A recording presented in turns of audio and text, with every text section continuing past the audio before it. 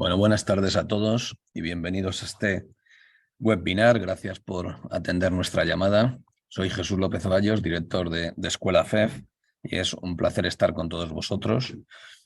Quiero presentaros en primer lugar al ponente de hoy, es Sergio Míguez, yo creo que por muchos muy conocido, socio fundador y director general de Alternative Ratings. Esta es su última actividad, porque yo le he conocido cuando era un joven guerrero en los mercados financieros.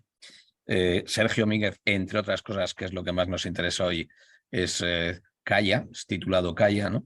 Y le hemos pedido que nos hable de un tema total de actualidad, que además la escuela decidió ya hace unos meses, de la mano de Sergio, tomar la iniciativa, y fuimos los primeros training partners oficiales de Calla en España, y le hemos pedido que nos haga un resumen, un overview de lo que son las inversiones alternativas en este contexto de incertidumbre en los mercados, ¿no? Como habéis visto en la presentación del webinar, pues algunas preguntas a responder, ¿no? ¿Siguen siendo atractivos los activos privados? ¿Cuáles son las razones para invertir? ¿Se tendrá su crecimiento en el futuro, ¿no? Esto es un poco lo que le hemos pedido a Sergio que nos cuente hoy, con la idea de, además, comentaros a todos los que estéis interesados que el 17 de abril lanzamos la primera convocatoria del Calla, del curso Calla, en un formato novedoso que va a dirigir Sergio, donde con un enfoque eminentemente práctico vamos a ayudar a todos los que quieren especializarse en inversiones alternativas, y lo que hemos hecho es llegar a unos acuerdos. Vais a tener manuales internacionales, vais a tener, bueno, pues dirigido por Sergio, un conjunto de tutores, todos con una amplia experiencia en la formación de inversiones alternativas y además con un reconocido prestigio, porque de toda la gente que han ido preparando en estos años, pues el nivel de apto, digamos, de gente que se ha sacado la titulación ha sido importante, ¿no? Yo, sin más, le voy a pasar la palabra a Sergio y que nos dé esta visión de cómo ve él el mundo de las inversiones alternativas en estos momentos en el mercado. Pues Sergio, pues Muy bien. a por lo que nos quieras contar. Pues estupendo. Jesús, muchísimas gracias por tu amable introducción y por la oportunidad que nos da la Escuela FEF de poder estar hoy hablando con vosotros. Bueno, nosotros desde Alternative Ratings pues somos una firma independiente de análisis, no distribuimos ningún producto, y lo que buscamos es, bueno, pues extender el análisis, la due diligence y el conocimiento en relación con las inversiones alternativas. Ahí es un poco donde entra nuestra excelente relación con el Instituto Español y con la Escuela FEF, en el sentido de promover esa educación que yo creo que es tan necesaria en inversiones alternativas. Como anticipaba Jesús, un poco lo que vamos a tratar en esta sesión, que es relativamente breve, pero queremos ir bastante a eso que decía Jesús, que es un poco el contexto, ¿no? Vamos a tratar de decir, oye, ¿siguen siendo atractivos los activos alternativos? Y en concreto vamos a hablar hoy de los activos privados, especialmente de los activos en mercados privados o inversiones alternativas y líquidas, que también se llaman. ¿Cuáles son un poco las razones fundamentales para invertir o para seguir invirtiendo, si es que ya se invertía en un entorno como el que estamos viviendo durante estos últimos meses? Efectivamente, ahí nos tenemos que remontar casi ya a finales del año 21 y realmente a lo largo del año 22, cuando se ha producido un cambio importante, ¿no? Yo creo, de paradigma en la situación de los mercados, entre otros por el incremento del coste de la financiación, que cambia muchísimo el entorno para todos los activos. Y luego, sí, como efectivamente ha venido ocurriendo en los últimos años, que ha habido un crecimiento muy importante de AUMs, ¿no?, de activos en todos estos fondos de mercados privados, pues si pensamos que esto va a seguir siendo así o no en el futuro, ¿no? Hemos preparado una presentación breve, ¿vale?, para compartir con vosotros y, bueno, poder guiarnos un poco el discurso de lo que queremos comentaros hoy, ¿no? Pero yo creo que al final, quizá a mí lo que más nos puede interesar es que, bueno, en la parte final de la sesión pues abramos un poco un debate y no sé, hagáis vuestras propias preguntas, participéis, planteéis vuestras dudas, ¿no?, sobre la temática que estamos hablando, ¿no? Yo creo que es un tema, todo lo que es la inversión alternativa, de tremendísima actualidad, de grandísima actualidad, y por tanto yo creo que puede dar para debatir, ¿no? Bueno, la discusión empieza, digamos, haciendo una alusión a cómo era el mundo antes del año 22 y cómo es el mundo desde el año desde el año 22. El año 2022 han pasado muchas cosas en mercados y evidentemente, pues, bueno, la situación en la que estábamos en los últimos años, pues era una situación casi podríamos decir en muchos casos idílica, ¿no? Desde el punto de vista de los tipos de interés y desde el punto de vista de las TIRES y desde el punto de vista de que bueno, prácticamente pues, buscarnos la vida invirtiendo y diversificando en renta fija, pues era complejo desde el punto de vista de obtener retornos, ¿no?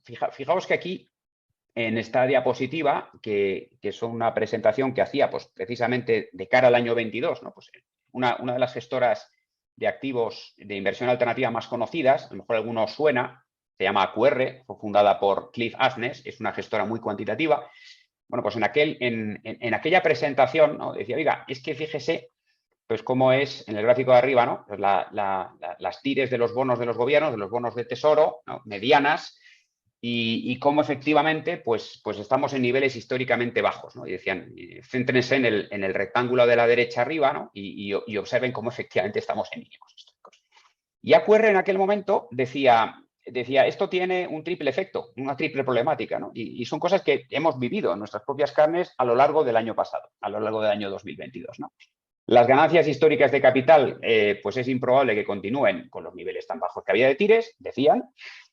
Los bajos niveles de yield o de TIR pues predicen retornos totales muy reducidos y además anticipaban y decían, hombre, cuando en algún momento normalicemos los niveles de TIR, pues vamos a experimentar pérdidas de capital. Bueno, esto es lo que nos ocurrió exactamente en el año 22 y donde, bueno, pues vivimos en un mundo en el que realmente pues diversificar con bonos podía convertirse en una asignatura complicada.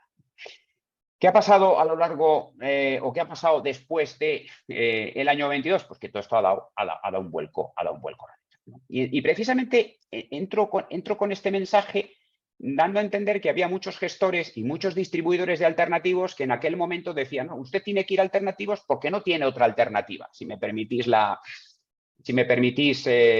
repetición. No hay otra alternativa, ¿no? Porque es que los bonos no nos dan nada.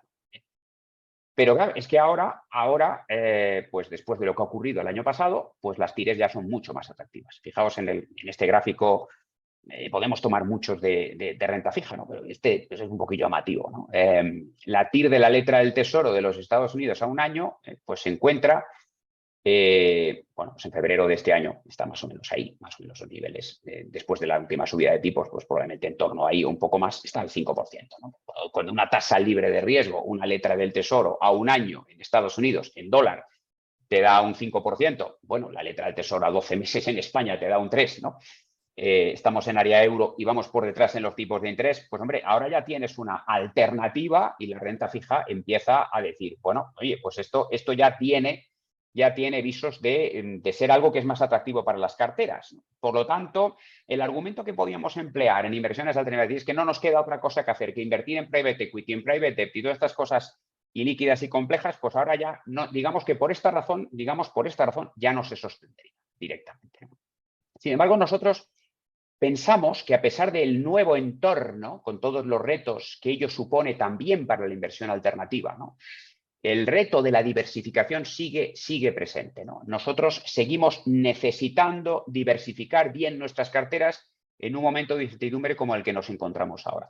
Una de las razones, y esto venía de una presentación de KKR, que es uno de los gestores alternativos más conocidos, de Private Equity, seguramente os suena a los que estáis conectados, pues decía esto, ¿no? Y, oye, cuando la inflación sube, esto hace que la correlación entre las acciones y los bonos, los precios de las acciones y de los bonos, pues sigan el uno al otro. Es decir, las barras azules, ¿no?, que estamos aquí planteando, pues es un poco la correlación entre acciones y bonos, ¿no?, a 2 años, ¿no?, con ventanas temporales a 2 años.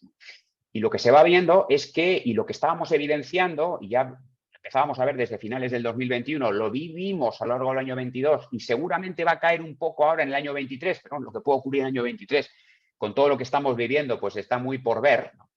Es que efectivamente los bonos y las acciones cada vez más se mueven al unísono y por lo tanto ese beneficio de diversificación de la cartera tradicional 60-40, ¿no?, 60 de acciones, 40 o 50-50, como queráis, ¿no?, de la cartera, digamos, pues típica, ¿no? Tradicional de acciones y bonos, pues deja de tener los beneficios de la diversificación que históricamente venía teniendo. Por tanto, nosotros pensamos que la diversificación sigue siendo un factor importante, ¿no?, para seguir valorando las inversiones alternativas. Además, las caídas en valoración de todo este tipo de fondos que están por llegar, estamos muy expectantes con las valoraciones, que sabéis que en estos fondos de activos privados se calcula el valor negativo con periodicidad trimestral, ¿no? Por tanto, bueno, vamos a empezar a recibir ahora, estamos empezando a recibir ahora, a finales de marzo, los primeros valores liquidativos de diciembre. Pero, claro, los de diciembre del 22, además son de fin de año, van a tener que ser auditados, ¿vale? Y, por lo tanto, aunque vamos con un decalaje, bueno, estamos muy expectantes de ver cuáles son los impactos que puede haber en las carteras de los alternativos. Lo que no cabe duda es que mantenerse quietos parados, como ha ocurrido en la inmensa mayoría de los fondos a lo largo del año 22, no tiene ningún sentido. ¿Por qué? Pues porque es evidente que el entorno de mercado ha cambiado radicalmente, las valoraciones en los mercados cotizados han caído pues, de manera importante a lo largo del año 22 y, por tanto, eso en alguna proporción tiene que reflejarse en las valoraciones de los activos privados de los fondos, ¿no? Por eso decimos, probablemente no es ahora de manera inmediata, lo vamos a empezar a ver con las valoraciones de diciembre y mucho más con las de marzo y seguro que también con las de junio del año 23. Para eso tendremos que esperar bastantes meses, pero vamos a empezar a ver caídas de valoración en los fondos, sobre todo en los fondos de Venture Capital, aquellos en los que, hombre, de alguna manera, pues si ha habido una caída el año pasado en el Nasdaq, en los mercados cotizados, entre el 30 y el 40%, pues según datos de Stepstone, al menos el 60% de esas caídas tendrían que verse recogida en las carteras de activos privados. Por lo tanto, me he ido, digamos, al activo más arriesgado, ¿no?, para tratar de establecer pues, que alguna caída en valoración tiene que haber. Cuando estas caídas vengan, pues podrán ser aprovechadas en nuestro programa de inversión a largo plazo, porque esto es largoplacista, para seguir diversificando nuestras carteras. De hecho, lo que observamos día a día es que se siguen lanzando nuevos fondos, ¿no? Las gestoras siguen lanzando fondos. Aquí os pongo unos ejemplos, pues, oye, y fondos incluso muy grandes, ¿no? Se lanzan megafondos. Por ejemplo, HG lanza un fondo de 11 billion y se convierte en el buyout más grande, el fondo buyout más grande. Esto es de finales del 22. Pero bueno, L. Carterton lanza una plataforma de fondos de impacto. Nos parece muy interesante en este mundo de la inversión alternativa la intersección entre el impact investing y los activos privados, lo cual tiene toda la lógica, puesto que en los activos privados, como sabéis, la propiedad es mucho más concentrada, es mucho más activa y es mucho más, digamos, hands-on y, por tanto, es más posible, o al menos de manera más directa, que se puedan perseguir objetivos de impacto, ¿no? Sixth Street lanzaba un fondo de 4.4 billion en compañías de alto crecimiento. Bueno, hay cantidad de temáticas donde se siguen lanzando muchos fondos, ¿no? Habréis leído en algunos informes, ¿no?, que se produjo una ralentización, ¿no?, en el fundraising, especialmente en la segunda mitad del año pasado, del año 22, ¿no? Entonces, pues sí, efectivamente hemos visto que a los fondos les ha costado, a lo largo de la segunda parte del año pasado, les ha costado un poco más levantar compromisos de inversores, ¿no? Pero fijaos, en la diapositiva 6, lo que os muestro, ¿no?, es que sigue siendo el 2022 el segundo mejor año de la historia. O sea, en el año 21, si veis en el gráfico, ¿no?, pues se habría levantado, según datos de Preqin, recogido en el último informe de Bain & Company, ¿no?, se habrían levantado pues cerca de 1.5 trillón, o sea, billones de los nuestros. Y bueno, pues efectivamente se habría producido una cierta ralentización, especialmente en la segunda mitad del 2022. Habría llevado ese volumen de activos levantados o recaudados, ¿no?, de traducir al castellano lo de fundraised como levantados, pues un poco dudoso, decir casi recaudados, ¿no?, pues 1.3 trillón o billones, ¿no? Con lo cual, bueno, efectivamente, en la parte de la derecha vemos que comparando el 22 con el 21 o el 22 con la media de los últimos años, pues sí que hay algunos tipos de fondos, especialmente real estate y señala ahí secundaries, incluso buyout, que tienen datos negativos, pero no obstante, bueno, lo que observamos efectivamente y lo que es inapelable es que, en cualquier caso, 2022 fue el segundo mejor año de la historia y bastante por encima de cualquiera de los anteriores, ¿eh?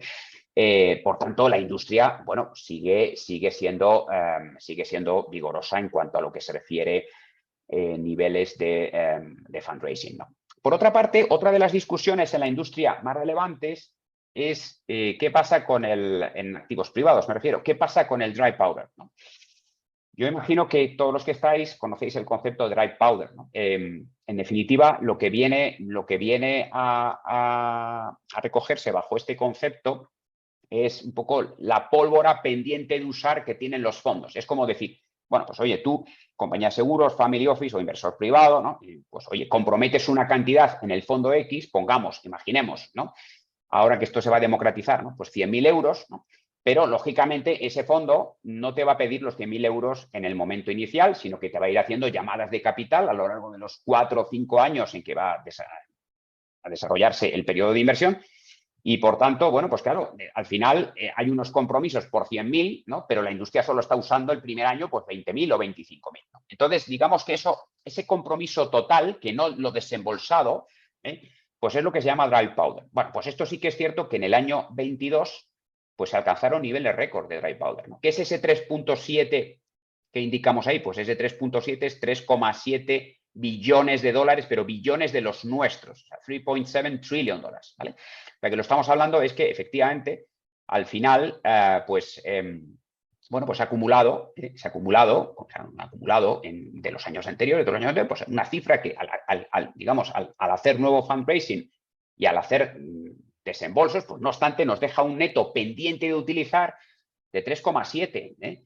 Esto es como decir casi 3 veces la economía española, ¿no? O sea, que estamos hablando de una cifra muy importante, ¿no? Donde realmente el crecimiento viene en general en todas las categorías. Si vais desde abajo, rojo claro, hasta arriba, hasta azul, ¿no? Pues viendo, oye, pues buyout, pues oye, pues 22 respecto a la media de los últimos 17 años, de los últimos 4 o 5 años, pues crece un 20, ¿no? Venture capital riesgo crece un 105, growth crece un 57, infraestructuras crece un 45, etcétera, etcétera. O sea, el crecimiento del dry powder es importante. Pero fijaos, aquí sí queremos dar una visión muy particular nuestra, ¿no?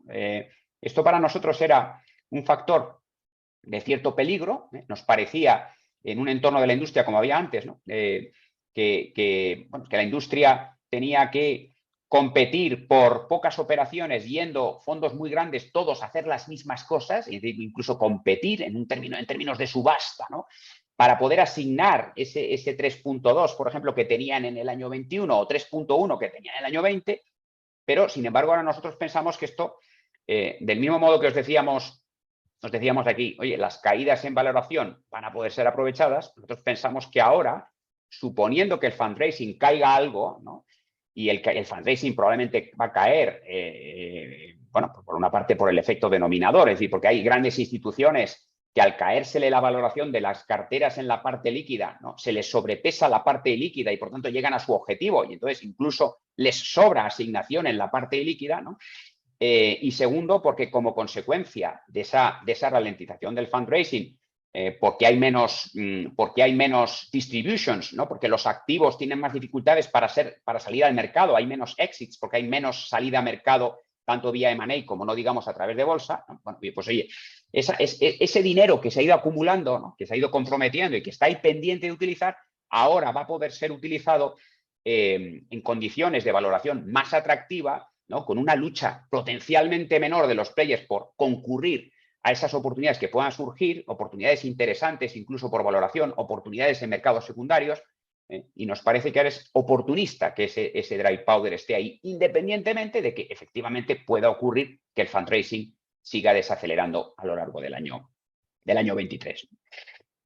¿Por qué invertimos en inversiones alternativas? Y fijaos, esto es un poco global, ¿no? Es decir, oye, nos vale tanto para inversiones alternativas más líquidas, como serían, veis abajo la barra azul oscuro, ¿no? Pues hedge funds y activos líquidos, alternativos líquidos, como para el resto, private equity, venture capital, que es azul claro, el amarillo, que sería activos reales, tanto de inmobiliarios como de infraestructuras, y el naranja, que sería deuda privada, ¿no? Pues todos esos tres últimos son ilíquidos por naturaleza, ¿no? Son activos propios de mercados privados. Bueno, pues tanto para unos como para otros, fijaos que hay aquí daba Intentaba explicar con unos triangulitos cuáles son las distintas razones por las que se puede invertir en ellos. Y fijaos que ponía 4 puntos, ¿no?, en el rombo. El de arriba, que es la diversificación. Si os dais cuenta, todos los triángulos de los distintos assets o estilos de activos, que los hedge funds son más estilos de inversión que asset en sí mismo, son formas de gestionar diferentes sobre activos tradicionales. Bueno, pues todos apuntan hacia arriba. O sea, todos tienen un objetivo de diversificación. Pero luego, evidentemente, en función del activo de que se trate, si se tratan de activos más tipo private equity, o sea, capital privado, o venture capital, capital riesgo, donde especialmente lo que estamos haciendo es inversiones en el capital de compañías no cotizadas, pues fijaos que el triángulo azul cielo tiene una punta, tiene un ángulo que se deriva claramente hacia el performance, hacia la apreciación de capital.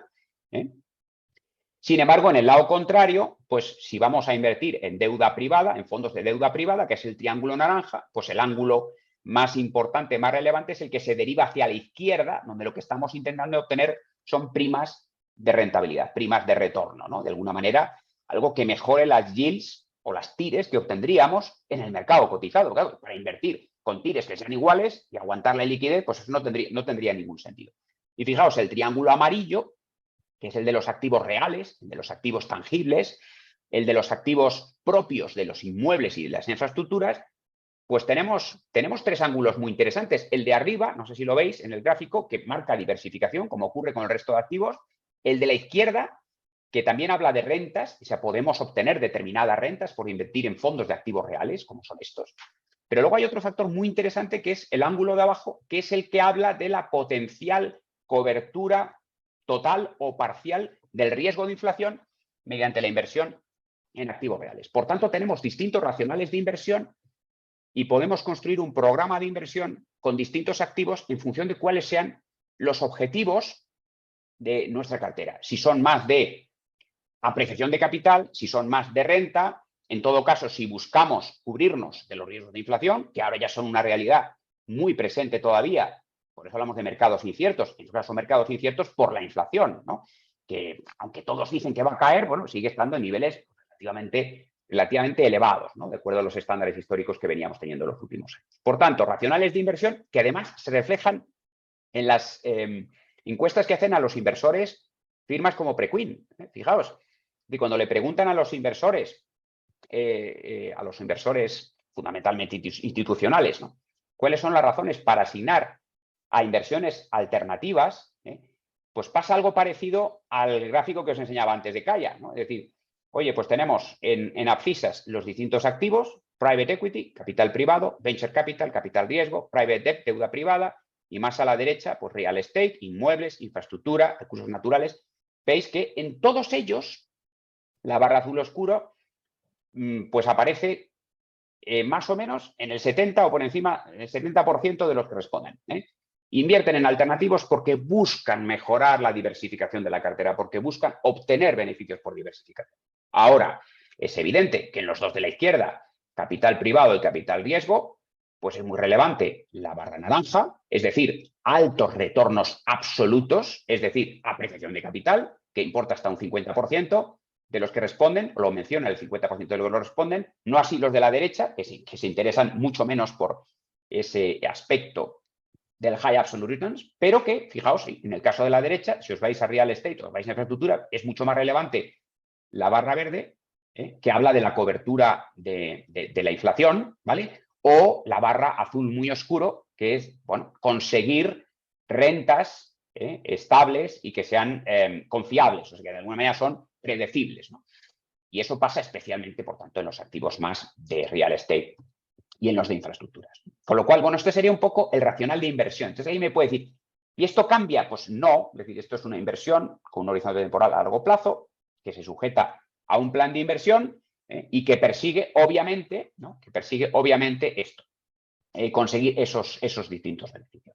¿De qué estamos hablando cuando hablamos de alternativos? Pues aquí Kaya publicó hace unos años y dice, oye, si sumo a la derecha, en el quesito, todos los activos alternativos, incluyendo los líquidos, incluyendo los hedge funds, pues Kaya calculaba, con datos de la industria, que estaríamos hablando de unos 18 trillion, o sea, 18 billones de dólares de los nuestros.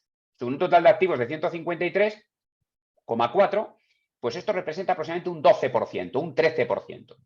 Esto es lo que sería la inversión en fondos alternativos sobre el total de la inversión del resto de activos, alternativos más equities más bonos, y diríamos que en media representarían aproximadamente un 12, un 13. Quiere decir que nosotros, pensando en nuestra cartera, tenemos que estar en un 12 o un 13. No, obviamente, depende de las condiciones, depende de la liquidez, depende del horizonte, etcétera, etcétera. Pero al menos sí que nos sirve un poco de guía para entender, bueno, pues en media, ¿qué pesan estos activos? Estos activos invertidos a través de fondos.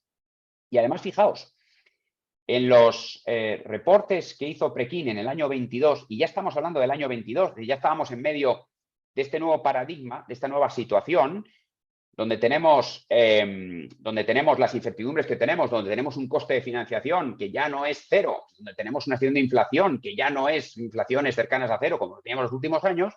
Fijaos lo que contestan los distintos inversores, los tenéis en el gráfico de la pantalla, en Abscisas, Family Office, endowments, fondos soberanos, fundaciones, wealth managers, ¿vale? Y fijaos que las barras negras es cuál es su target allocation, cuál es su asignación objetivo mediana, medida por la mediana de las respuestas, en este caso solo al private equity. Pensad que el private equity es solamente el 36,1 de todos los activos alternativos, ¿vale? Es bastante más si tomásemos solamente los ilíquidos, que es una parte muy importante, ¿no? Pero el private equity, bueno, pues no es todos los activos privados, insisto. Pues fijaos, las barras negras están, las objetivo, siempre están por encima de las barras azules, salvo en un caso, que es el de la izquierda del todo, que es el de las familias, el de los family office. Los family office ya están, según esta encuesta, cerca del 25% de sus AUM invertidos en private equity. Insisto, falta private debt en este análisis, falta private debt, falta fondos de real estate, falta infraestructura, faltan otras inversiones alternativas. Ya está en un 25 y dice, oye, probablemente estamos un poquito excedidos. Pero quitando el caso de los family office, todos los demás, la barra negra, ya estamos en el año 22, por tanto, todavía el daño no se había hecho sentir del todo, pero ya estábamos en medio de la hecatombe. Todos los restos de inversores, por ejemplo, si nos vamos al centro y miráis Wealth Manager, no sé si lo veis, Wealth Manager, ¿vale? El objetivo es que el Wealth Manager mediano, en términos medianos, estadísticos, dice que espera tener una asignación target del 10% solamente en private equity.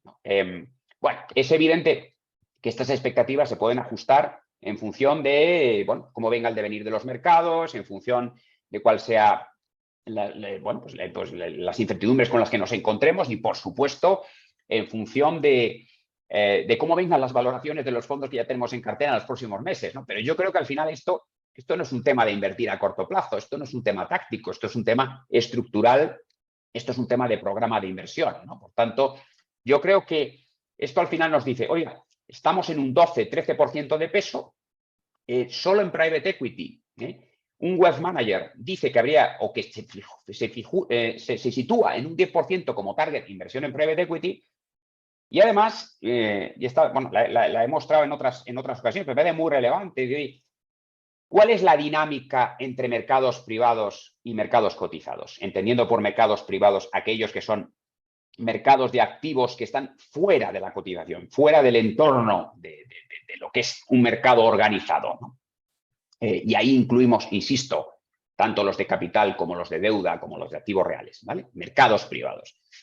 Bueno, pues la realidad, fijaos en esta diapositiva, ¿no? La realidad que se muestra en el gráfico de abajo, ¿no? Si veis la línea blanca, ¿vale? Publicly listed, te está hablando un poco de cuál es el número de compañías cotizadas en los Estados Unidos desde inicios del milenio, desde el año 2000. Vemos que esta cifra va cayendo, ¿no? Y de hecho la información que nos dice es que desde mediados de los 90 ha descendido el número de compañías cotizadas en aproximadamente un 40%, ¿vale? Y aunque la comparación es un poco odiosa, pero la realidad es que, fijaos, si veis la línea amarilla, pues son las compañías que están soportadas o que están apoyadas o que están financiadas por fondos de growth, por fondos de crecimiento, o, por supuesto, en la línea azul, por fondos de buyout, o sea, fondos de compra directa, ¿no? Con posiciones mayoritarias en el accionariado, por no decir absolutas, ¿no? Pues fijaos, pues son no, la línea crece, la de los buyout también crece, 9.958, y por supuesto no digamos en el caso del VC o del Venture Capital, que es capital riesgo, que son procesos, o sea, son proyectos o empresas en fase completamente inicial, donde evidentemente hay una tasa de mortandad importante, pero fijaos, estamos hablando de que cada vez hay más financiación privada en compañías o proyectos que están de alguna manera soportados o apoyados por capital riesgo, por venture capital. Se habla aquí hasta de 36.022. Por tanto, bueno, la tendencia es cada vez como inversores globales tenemos un espectro mayor de inversión fuera de los mercados cotizados. Es decir, que probablemente, ¿no?, invirtiendo en mercados cotizados, tanto en acciones como en bonos, no tendríamos, si lo pensáis bien, una representación suficientemente clara de las economías reales en las que vivimos, ¿no? Y que hay una parte muy importante de aquello en lo que se puede invertir que queda fuera del marco de los mercados cotizados. ¿Y esto por qué es? Bueno, pues probablemente, lo explica un poquito a la derecha, ¿no? En los mercados privados, en ese sentido, pues hay ciertas ventajas. Okay, se requiere menos capital, la financiación, o sea, pues bueno, pues hay un crecimiento mayor en los proyectos, normalmente, hay un potencial de creación de valor operacional muy importante cuando los private equity entran en las compañías, hay una concentración del accionariado mayor que hace que haya menos inversores y más grandes, y hay una gestión muy activa, verdaderamente activa, ¿no? Porque al menos los gestores de estos fondos, de private equity, de venture capital, etc., son gestores que están en los órganos de decisión y van a remangarse y van a guiar de alguna manera pues, los planes de negocio de esas compañías. Mientras que en el mundo de los mercados cotizados, como dice el cuadro arriba, public markets, ¿no?, pues, oigan, pues hay unos requisitos de capital elevados, los crecimientos suelen ser más lentos, se requiere una cierta escala para operar de manera eficiente, hay una base de inversores muy amplia, pero claro, esto mezcla individuales con institucionales y la capacidad de influir en la gestión, pues hombre, existe, pero probablemente es más limitada, ¿no? Entonces, de alguna manera, el mercado nos lleva un poco a esto, ¿no? Por tanto, bueno, ¿cuál es el reto al que nos enfrentamos? Pues nos enfrentamos al mismo reto al que nos enfrentábamos antes de las incertidumbres más recientes del mercado. Es decir, primero, necesitamos diversificar. Segundo, necesitamos invertir. Invertir es un horizonte temporal largo, si no, no es inversión. Por tanto, tenemos que hacer un plan de inversión, y en ese plan de inversión, obviamente, podemos generar un programa que invierte de manera estable y continua todos los años en todas las añadas con unos objetivos de renta o de apreciación o de cobertura de la inflación que podemos conseguir a través de una cartera de activos privados, y necesitamos invertir probablemente en activos privados por sus características que hemos dicho son, oye, retorno absoluto, conseguir un retorno absoluto interesante, estrategias activas de gestión y acceso a primas adicionales por riesgo. Entre otros riesgos, el de la iliquidez, porque vas a estar amarrado pues una serie de años invirtiendo con ese fondo. Van a ser 10, 13 años si es un fondo de private equity, van a ser 5 o 7 años si es un fondo de private debt, y por tanto, bueno, pues eso lo tenemos que meter en nuestro esquema de gestión. Por lo demás, pues, bueno, yo creo que va a haber oportunidad entrar en temas interesantes, oportunistas por valoración y especialmente en mercados secundarios a medida que, bueno, se vayan recogiendo en las valoraciones de los fondos pues los impactos de una situación de mercado donde evidentemente pues ha habido unos cambios importantes. ¿Cuál es la clave aquí? Y con esto un poco acabo mi presentación, que creo que me estoy pasando del tiempo. La clave es cómo elegimos a los gestores. La clave radica en la selección de los gestores. O sea, fijaos, esta es una información de Kaya basada en Cambridge Associates, que es uno de los asesores más relevantes en cómo montar carteras basadas en activos privados. Fijaos, bueno, la diferencia que se produce entre cualquiera de las especialidades de inversión de la izquierda en términos de dispersión entre un gestor de performance medio y un gestor que está entre los mejores, en el percentil del 5% mejor, en cualquiera de las especialidades. Tenéis ahí en medio US Small Cap, US Large Cap, bueno, estamos hablando de dispersiones del 2,8, del 3, del 3,9, bueno, hedge funds nos vamos al 6, pero nada que ver con los niveles de dispersión que podemos tener entre un gestor de performance medio y de un performance excelente, o sea, que esté entre los mejores, en el percentil del 5% mejor, pues en real estate, que puede ser una diferencia del 15%, en private equity en general, que puede ser de hasta casi el 33%, y no digamos nada en capital riesgo, venture capital, que puede llegar a ser del 40%. Por tanto, bueno, es muy importante el ejercicio de análisis, es muy importante el ejercicio de due diligence, y bueno, ahí en Alternative Ratings nos dedicamos a eso, pero bueno, no es mi objetivo hablar ahora de eso, sino sobre todo decir, oye, diversificar, hacer un proceso de due diligence, hacer un proceso de selección de los gestores que sea adecuado, monitorizar muy bien los gestores y evidentemente pues encajarlo dentro de un programa de inversión que no es un tema tan táctico, no es un tema tan oportunista como puede ser en otro tipo de carteras, sino que bueno, se basa fundamentalmente en algo que se construye a través de un programa donde vas haciendo una asignación progresiva. Por tanto, a las preguntas que hacíamos un poco al inicio de este webinar, ¿no? ¿Siguen siendo atractivos los activos privados? Pues pensamos que sí, pensamos que siguen siendo atractivos. Hay un proceso de ajuste y en ese proceso, evidentemente, de ajuste en las valoraciones, ¿no? Bueno, pues vamos a tener que esperar a ver un poco cómo evolucionan las cosas, pero nos siguen pareciendo en general atractivos. Yo creo que va a haber una depuración de muchos players que además pues estaban al albur del apalancamiento gratis, del coste cero y de viva la alegría, y ahora va a haber una selección dentro del mundo de los gestores, ¿no? ¿Cuáles son las razones para invertir? Pues os las he dicho. Aparte de la diversificación, ¿no? Horizonte temporal y plan de inversión, horizonte temporal largo. Yo creo que esto en el fondo es bueno para que no peguemos bandazos, para que no estemos pegando entradas y salidas y confundiéndonos, como ocurre mucho en los mercados líquidos, en los fondos de liquidez diaria, y por sus características, ¿vale? Como os he dicho, retorno absoluto, además de la diversificación, estrategias activas, acceso a primas adicionales. Y luego, ¿se mantendrá el crecimiento en el futuro? Pues un poco de las slides que os he mostrado, la sensación que tenemos es que efectivamente este mercado seguirá creciendo, ¿no? Y las big hands y los inversores grandes y ahora bien los privados, con todo el proceso de democratización regulatorio que ya se está empezando a ver, pues apuntan a que efectivamente la industria va a seguir creciendo en los próximos años, ¿no? Tampoco está de más que se produzca algún cierto ajuste que permita encontrar oportunidades por valoración interesantes, pero no estamos invirtiendo a 6 meses ni a un año, estamos invirtiendo a 5, 10, 15 años. Por tanto, esa sería un poco la visión que queríamos compartir con vosotros. Muy bien, Sergio, pues muchas gracias. La verdad es que ha sido un overview muy bueno. Me ha encantado la presentación, los datos de las transparencias, las fuentes, que muchas veces ponemos cosas y no citamos la fuente. Me parece súper atractivo. Creo que es un webinar que va a quedar muy claro para todos aquellos que estén interesados en profundizar en el mundo de las inversiones alternativas. Teníamos una pregunta de Ricardo Heulde que nos dice ¿cómo analizáis los rates y qué tendencias veis?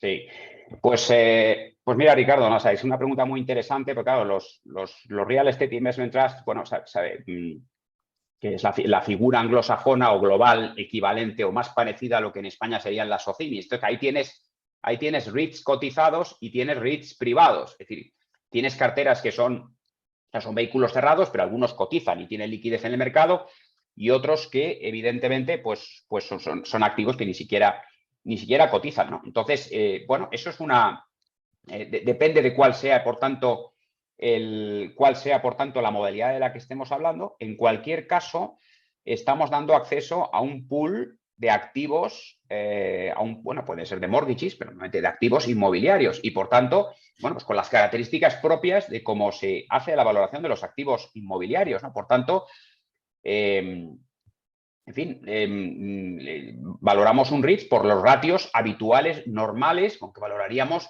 cualquier cartera inmobiliaria, ¿no? Es decir, oye, por los ratios típicos, y bueno, habría que entrar en qué tipo de cartera inmobiliaria es, a ver si es un core, si es un value add, etcétera, y aplicar los ratios normales en mercados que existen para ver inmuebles, ¿no? Como dices, ¿cómo valoras Merlin Properties? Bueno, pues Merlin pues, es una SOCIMI. Esto sería un Real Estate Investment Trust. Pues, ¿cómo valoras? Pues mira, tenemos que valorar su cartera, ver cuáles son la valoración de los activos que tiene debajo, seguirla. O sea, que digamos que de alguna manera puede ser desde lo más parecido a un activo cotizado, a la valoración de mercado, ¿no?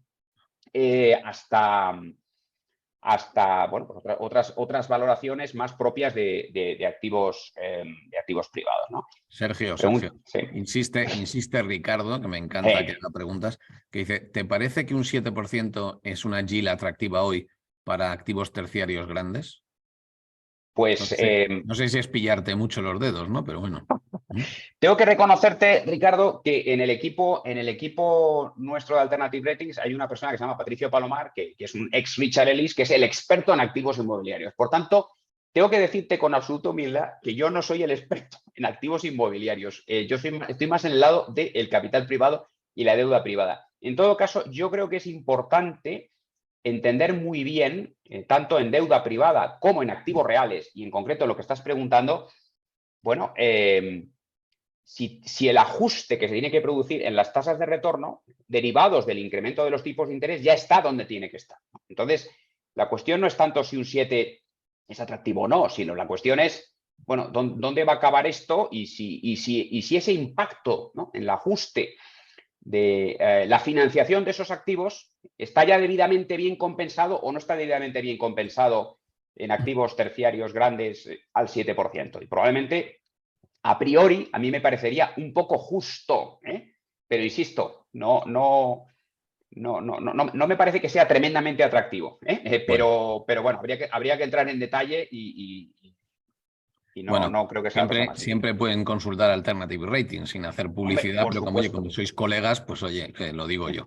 Oye, Por una supuesto. pregunta, Sergio, Sí. que a mí que me he dedicado desde que dejé los mercados financieros a la formación de profesionales, me gustaría que tú me dieras tu opinión sobre, yo soy un joven que me dedico a los mercados financieros y al análisis y estoy dudando entre hacer el calla o no, ¿no? Sí. Entonces, ¿qué me aporta? ¿Me va a dar empleabilidad?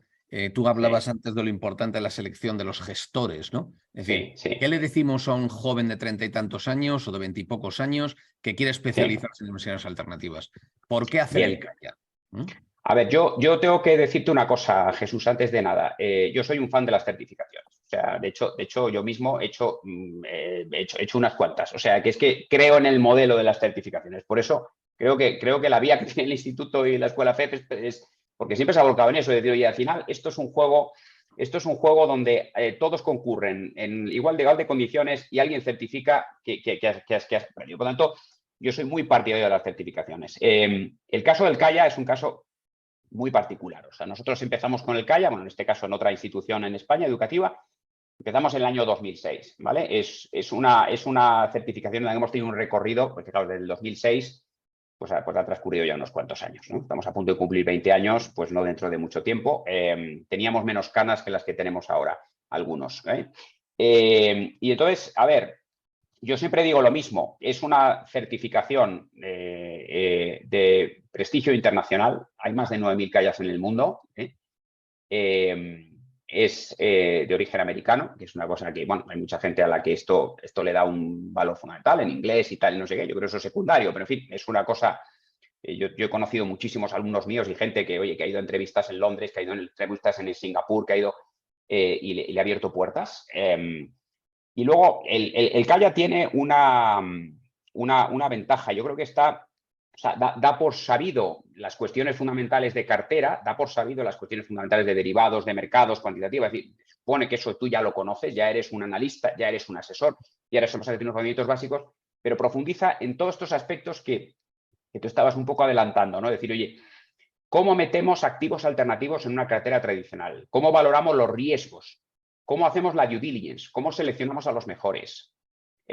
¿Cuáles son las variables que tenemos que tener en cuenta? Porque claro, es que nosotros estamos acostumbrados, pues no sé, cualquiera de las certificaciones de análisis normal, oye, pues acá, a utilizar la rentabilidad, la volatilidad, el ratio Sharpe, bueno, pues lo que es normal, ¿no? La máxima caída acumulada para medir los riesgos, el VaR.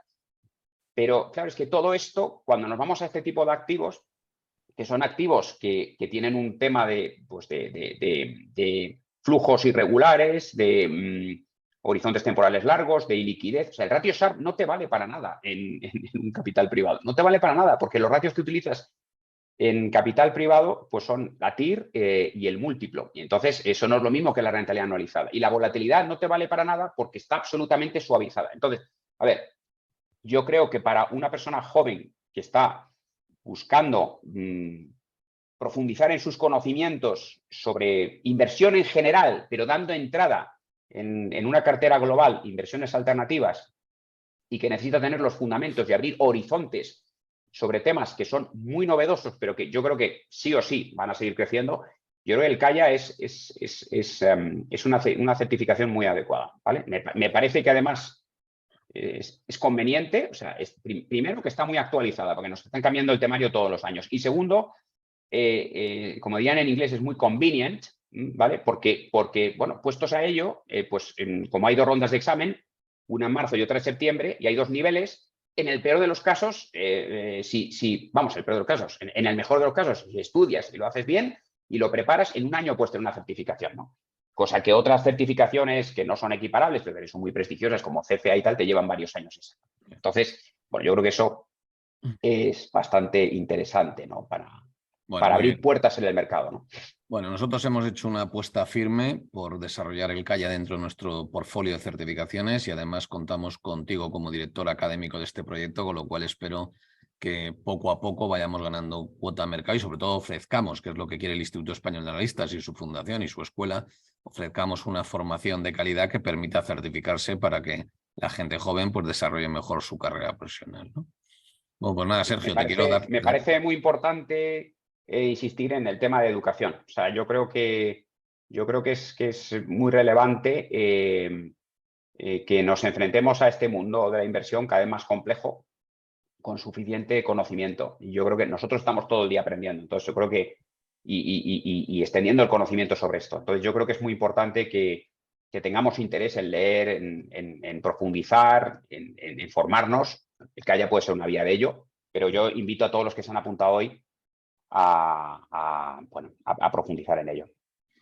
Muy bien, de todas maneras que aprovechen y profundicen a través del Instituto Español y su escuela de formación, ¿no? Que eso también es importante, ¿no? Daros las gracias a todos por haber participado. Bueno, me está preguntando Ricardo que hay que ser ADE para hacer el CAIA. Pues evidentemente no, Ricardo, esto es una certificación profesional y por lo tanto lo de ADE no suena aquí en España. Te vas a Estados Unidos, te vas a Hong Kong, te vas a tal, no sabes ni lo que es el ADE, ¿no? O sea que nosotros hablamos de certificaciones profesionales, no necesariamente las certificaciones exigen tener títulos universitarios, ¿eh? ¿Vale? Bueno, gracias a todos, insisto, os esperamos en la próxima. Sabéis que nos hemos cambiado de sede social, estamos a vuestra disposición para los miembros del instituto, esta es vuestra casa y los que no seáis miembros pues, o socios, animaros a hacernoslo rápido para poderos beneficiar de todas las ventajas y poder escuchar de vez en cuando a gente tan buena como Sergio, ¿eh? Y Sergio, muchas gracias, ¿eh? Muchas gracias a vosotros por la oportunidad. Nos vemos la semana que viene. Venga, Venga, un abrazo estupendo. a todos. Un abrazo a todos. Adiós. Venga, chao.